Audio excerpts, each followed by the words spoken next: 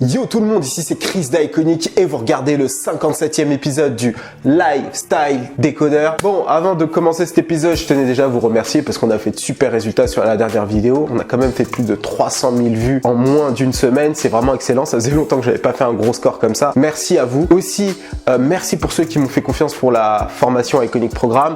Je vous ai déjà envoyé tous un mail un petit peu personnalisé. Je vous tiendrai au courant pour les ateliers, pour le lancement, comment ça se passe. Bref, je pense que je vais refaire une petite vidéo pour répondre à pas mal de questions que j'ai eues, donc ça devrait être intéressant, donc reste connecté. Aussi, n'oublie pas de t'abonner à ma chaîne, je le dis quasiment jamais, mais faut le dire, c'est important parce que quand on vous le dit, c'est là où il y a le plus d'abonnés. Et n'oublie pas de me suivre sur Twitter et Instagram. Très prochainement, je vais commencer à envoyer du contenu bonus sur ces deux comptes-là. Donc si tu me suis sur mon compte personnel et sur le compte de Iconic, tu pourras avoir du contenu bonus, des LSD, des iChronic, etc. Donc je compte sur toi, suis-moi sur ces deux comptes-là. Bon, on peut commencer ce fameux LSD. Tu pouvais faire semblant de l'ignorer toute l'année, mais impossible qu'en décembre 2018, tu ne connaisses pas Juice WRLD. En très peu de temps, l'artiste a réussi à s'imposer dans la scène rap, devançant ainsi tous les artistes de sa génération, notamment avec plus d'1 milliard de streams sur Spotify. C'est la fin de l'année et la première chose qui m'est venue en tête lorsque je me suis dit que j'allais faire un LSD sur Juice WRLD, c'était de savoir qui est le rookie de l'année. Et je pense que Juice WRLD l'est, et je vais te l'expliquer ici dans ce LSD. Sans plus attendre, on y va.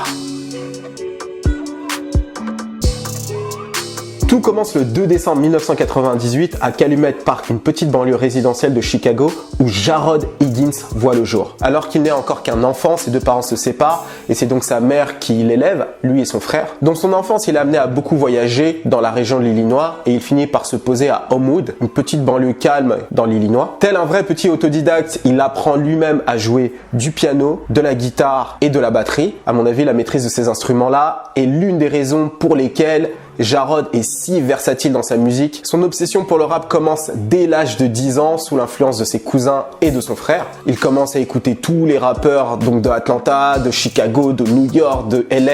Bref, c'est vraiment un mordu de hip-hop et c'est notamment à cause de Gucci Mane ou de Future qu'il a envie de tester la ligne. Forcément, il a 11 ans donc il est influençable. C'est d'ailleurs à cause de cette musique qu'il va commencer à consommer des drogues dures plus tôt que la moyenne. Donc comme quoi la musique a une vraie influence sur les jeunes. Dirty Sprite, like off the first Dirty Sprite mixtape, and that shit had me wanting to sip lean at like 11, 12 years old, bro. En plus de jouer de plusieurs instruments, il commence à freestyler à l'âge de 11 ans. Ça devient une véritable obsession. Il freestyle un peu partout, dans sa cuisine, dans sa salle de bain, quand il va en cours, bref, un petit peu partout. Au lycée, il tombe amoureux d'une petite émo et pour attirer son attention, il va se mettre à écouter les mêmes groupes de musique qu'elle et c'est principalement du punk rock. Parmi eux, tu peux compter Bullet for My Valentine, Black Sabbath, Panic at the Disco ou encore Billy Idol. Tous ces artistes-là vont ouvrir encore un peu plus l'esprit de Jarrod. Côté rap, il freestyle un petit peu partout, comme je te l'ai dit, aux pauses déjeuner notamment, et c'est à force de le faire que ses potes vont commencer à lui dire de se lancer dans le rap sérieusement, chose qu'il va faire. Il fait ses premiers pas dans la musique dans l'émission de son lycée sous le nom de Juice the Kid. I am not a doctor, so I really don't have patience. Ooh. People say they getting money, but we know they're lying. I'm an In Your World 2012 Mayan Science. Ooh, Jesus. Son nom est inspiré à la fois de Tupac dans le film Juice. À cette époque-là, il avait la même coupe de cheveux que lui. De Soulja Boy, en référence à la mixtape Juice Mixtape. Et à MC Juice, le seul rappeur selon lui capable de battre Eminem en battle. Bref, 3 rappeurs venant de 3 mondes différents. Un peu plus tard, il enlèvera le The Kid pour mettre le Word. Le Word ne veut pas dire grand-chose, c'est juste plus créatif pour lui. Il sort son premier morceau en 2015 sur SoundCloud nommé Forever. Forever, forever, she stay on my mind like forever, forever, forever, forever. For worse or for better, I'm willing to fight for... Le morceau est rappé avec un flow nonchalant, avec pour thème l'amour. Ça donne tout de suite le ton de ce que sera la carrière de Juice WRLD. Pendant toutes ces années lycée, il sort de la musique sur son compte SoundCloud sans que les morceaux reçoivent un accueil particulier de la part des gens. Dans la même période, Juice WRLD vit une petite période de dépression. Sa carrière dans la musique peine à décoller. Il vit une rupture amoureuse. Et ses notes sont aussi basses que le baggy de Soulja Boy dans Crank That. Donc forcément, lorsqu'il arrive en terminale et que l'université commence à pointer le bout de son nez et qu'il ne sait pas trop ce qu'il va faire de son avenir, il peut que se demander qu'est-ce qu'il va devenir. Étant hors de question d'aller à l'université à moins d'avoir une bourse, il décide d'aller charbonner à l'usine, juste pendant quelques temps, histoire d'avoir un petit peu d'argent et essayer de pousser du côté de la musique. Mais tellement il était claqué, il s'est fait virer de là-bas. Mais ce n'est pas grave, il a détesté cette expérience et ce qui est sûr, c'est que ça lui a donné vraiment la motivation de percer dans la musique. Parce que concrètement, s'il perce pas, il va finir ses jours là-bas. En tout cas, c'est ce qui se dit à ce moment-là. Il enregistre dans un petit studio local où l'ingénieur du son l'aide à améliorer sa musique et à force d'efforts, il commence à avoir quelques écoutes. Aussi, il commence à se faire un petit réseau, il commence à connecter beaucoup avec No Limit, c'est-à-dire G Herbo, Lil Bibi et son petit frère. Et c'est donc vraiment ces rappeurs de Chicago qui vont lui donner une vraie exposition. The really impressive thing to me is just seeing Herbo and Bibi like actually be really like so forward thinking to like see how good you were early on and actually make it happen, you know? Ensuite, il fait la rencontre de Side Piece, l'un des beatmakers clés de sa carrière, qui le présente à Nick Mira, un autre producteur qui deviendra tout aussi important pour lui. Avec ces deux producteurs, il va sortir des morceaux qui vont littéralement faire décoller sa carrière. Moonlight, produit par Side Piece, sorti en juin 2017. Puis le fameux Lucid Dream, produit par Nick Mira, qui a littéralement fait décoller sa carrière. I still see your shadows in my room. Can't take back the love that I gave you. En juin 2017, il sort sa troisième mixtape, Juice WRLD 999. C'est le projet qui officialise son arrivée dans le game. Il entame une collaboration assez étroite avec Cole Bennett dans la réalisation de clips et il officialise sa signature avec Interscope pour 3 millions de dollars en mars 2018. Depuis Juice WRLD est inarrêtable, il a fait énormément de choses et c'est ce qu'on va voir tout de suite dans les prochaines parties.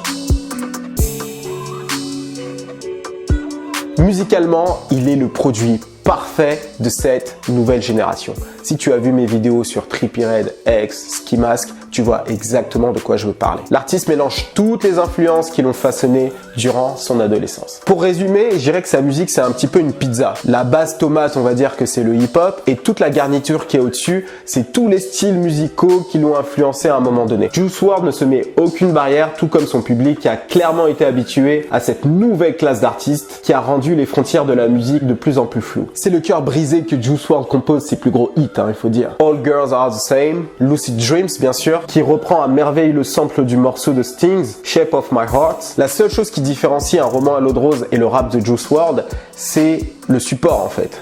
Donc si c'est pas ton truc les histoires d'amour, je pense qu'il y a une bonne partie du catalogue de Juice WRLD qui ne va pas t'intéresser. Juice WRLD c'est deux choses principalement, de la musique love et de la musique pour les soirées, de la musique pour turn up. Et dans le projet avec Future World on Drugs, la sauce prend complètement. Les deux artistes sont extrêmement mélodiques et parlent des mêmes sujets, donc forcément la sauce prend tout de suite. Globalement, si je devais vulgariser, je dis bien vulgariser, je dirais que Juice WRLD c'est un Post Malone mais en noir. Voilà. Normalement, si tu kiffes la musique de Young Posty, tu devrais kiffer la musique de Juice assez facilement. Alors pour faire rapidement un récap de la discographie de Juice WRLD, tu as Juice WRLD 999, donc en gros il a retourné le 666 en 999. Sa mère n'était pas contente d'ailleurs de ce titre. Il y a aussi Goodbye and Good Riddance, qui est donc le projet qui a fait globalement beaucoup parler, avec Lucid Dreams notamment. Et tu as World on Drugs avec Future qui est sorti aussi cette année. Alors clairement, si je te dis que Juice WRLD c'est le Post Malone en noir, ne t'attends pas à ce qu'il innove, et je ne pense pas que ce soit son but. Il fait de la musique facile à digérer qui va plaire au plus grand nombre. En fait, pour moi, Juice WRLD, c'est comme si tu synthétisais tout ce qu'il y a de plus facilement accessible dans cette nouvelle génération en une seule personne. À mon avis, c'est ce qui explique ses excellents résultats à peine après sa première année de signature, même pas. Je disais Post Malone en noir, mais je peux aussi te dire un Trippie Redd en édulcoré. Donne-moi ton avis sur ça. Alors, pourquoi, selon moi, c'est le rookie de l'année, ce Juice WRLD? Alors, sur Yeah That Way, qui va être diffusé demain à 19h45 sur BET, soit rendez-vous, je dis que 6ix9ine est le rookie de l'année, mais en réalité, pas vraiment, parce que c'est aussi celui qui a eu la plus grosse défaite cette année. Donc, le rookie de l'année pour moi c'est Juice WRLD. Et laisse-moi t'expliquer pourquoi en quelques raisons. Tout d'abord, les chiffres. Il a sorti 2 projets cette année qui ont super bien marché. À sa sortie en mai dernier, Goodbye and Good Riddance a atteint la 6e place du top 100 des albums avec plus de 39 000 copies vendues la première semaine. Son second projet avec Future a encore plus cartonné en débutant à la 2e place du top 100 avec 95 000 copies vendues la première semaine. Lucid Dream s'est placé directement à la 4e place du top 100 et All Girls Are The Same à la 41e place. D'après les Billboards, on n'a jamais vu un artiste cartonner autant à ses débuts depuis X et Lil Uzi Vert. Ces freestyles mettent d'accord toutes les générations. Je pense que tu l'as vu cet énorme freestyle sur Move Radio. C'est le seul rappeur SoundCloud de cette nouvelle génération capable de m'impressionner dans ce domaine.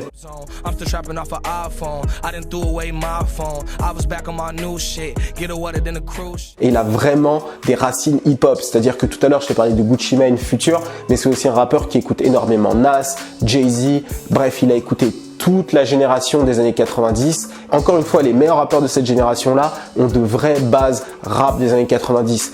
X c'était le cas, Trippie Redd c'est le cas. Par exemple, Uzi ne sera pas capable de faire ce genre de freestyle. D'ailleurs, je pense pas qu'il en ait envie.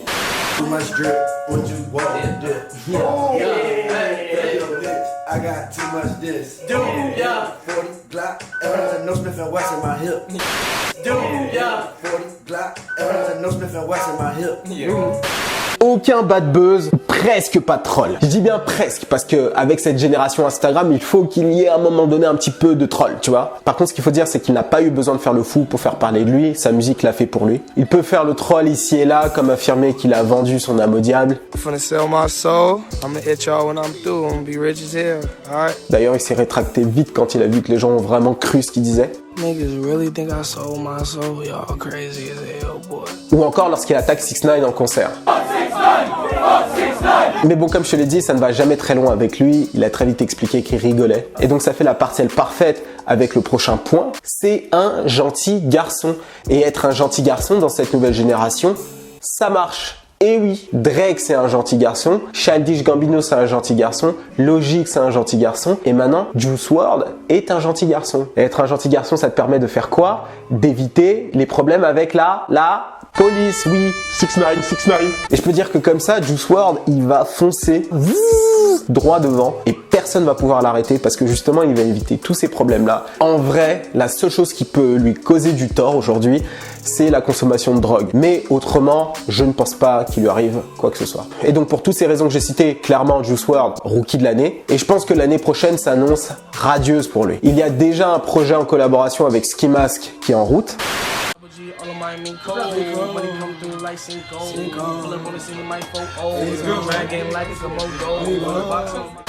Et je suis pratiquement certain qu'il va sortir un projet solo. Et toi, qu'est-ce que tu penses de Juice WRLD, de sa musique, de son personnage, de ce que j'ai dit? Bref, donne-moi ton avis dans les commentaires. N'oublie pas de me suivre sur Instagram et sur Twitter. Les bonus vidéos peuvent tomber n'importe quand, donc suis-moi sur ces deux comptes-là. Et oui, je te pousse à y aller parce que c'est important pour moi que tu y sois. Sinon, moi je te dis à vendredi prochain. C'était Chris d'Iconic pour vous servir.